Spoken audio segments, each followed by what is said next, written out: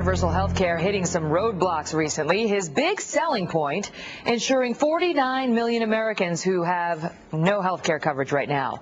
But is that number real? Is it accurate? A close look at the numbers suggests the answer is no. Republican Congressman Jason Chaffetz is a member of the House Oversight and Government Reform Committee, and he joins me here on the set in New York, which we never have. I know. It's nice to be here. It's nice to see you. Welcome back off the cot. Exactly. This is the congressman who sleeps on the cot to save money. Isn't that great? Well, Don't you wish they all did that? It's good to be in New York. Actually, stay in a bed. It's good.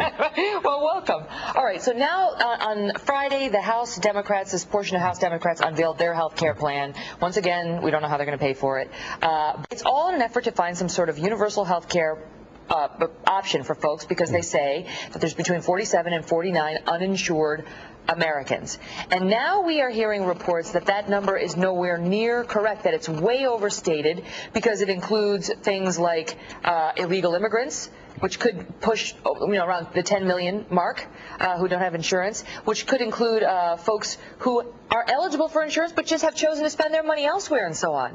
Why should insurance be forced on those people, in particular that latter group, when they don't appear to want it? Well, and that's the concern. Is this truly 49 million Americans? What drives people crazy is when they see somebody who could probably afford insurance or is here illegally going in and using an emergency room as their primary care health facility. That's what drives people crazy. And look, we have a crisis in this country. If you don't have health care insurance, it's that pit of your stomach that just scares you that something catastrophic is going to happen. But we also need people to take personal accountability and step up and participate in the system and make sure that they have access to a health care insurance product. Well, how do you justify to somebody who's out there earning money, going to work, to have a job, that they are going to have to pay more? Their health insurance benefits are going to get taxed, or their income is going to get taxed, or their sales purchases are going to get taxed, because the government insists that those people who are eligible right now for health care, who just have chosen not to spend money on it, they insist that they be covered. And you know who's going to cover them? You, the people who are working and are paying health insurance taxes. It doesn't make sense. Well, President Obama promised that 95% of Americans would not see not one dime of a new tax increase. Right. And the reason we have so much concern, at least on the Republican side of the aisle, is this is going to be a massive tax increase. When the president says that he's not going to affect one dime of the debt, that's code for we're going to increase taxes. And there are a lot of us that we're absolutely not going to stand for that. And when he says he can pull out hundreds of billions of dollars in quote-unquote efficiencies, that's code for rationing of health care, where the government is going to step in between my wife and our doctor and start making decisions. They swear they're not going to do that. But that's the only way they can get from here to there. And that's why I think there's a roadblock to this. And thank goodness, because we cannot let this happen. You know, looking at the House Democrats' plan, they say they're exploring a range of funding options. Again, they haven't told us what they are, but they're officially. But they say, including another surtax on the so-called rich. The people, if you make over $200,000 a year, you can just forget it. I mean, you might as well just hand it all over.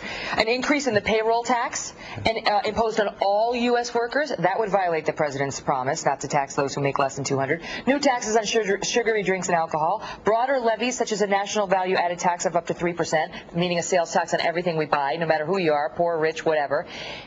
Congressman, is there any way this goes through? I mean, is there any way that this gets through both houses of Congress and the people get taxed up to the eyeballs to pay for this health insurance plan? I'm afraid the Democrats have the House, the Senate, and the presidency, but we have to make the case, at least on the Republican side of the aisle, to say, hey, enough is enough. We're not going to do this. We are not going to allow some government politician, some bureaucrat, to get between my wife and quickly, what's your answer? Doctor. What's your answer? What's your solution? Well, no doubt we have to get rid of waste, fraud, and abuse, and there are certain efficiencies that you can have within the marketplace, but we need to make sure that people have access to a health care insurance. That does not mean a government solution. We absolutely do not need a government solution. That's the number one thing you don't want is the government plan. No way. We can't even run Amtrak. You ever try to get a refund on an Amtrak ticket? I mean, come on. There's no way we can make that they'll do this. Not to mention the Postal Service, which we will leave for another day. Congressman Jason Chaffetz. Thank you. Enjoy the cot. Thank you. Enjoy the time in the New York hotel room. Thank you. Appreciate it. You look so rested. Who's doing your laundry now? The trick is you have to be really tired when you lay down. And if you do that, then the cot's just fine. Just read the bill. That's right. Just read the bills on Capitol Hill. That's right. All right, best picture.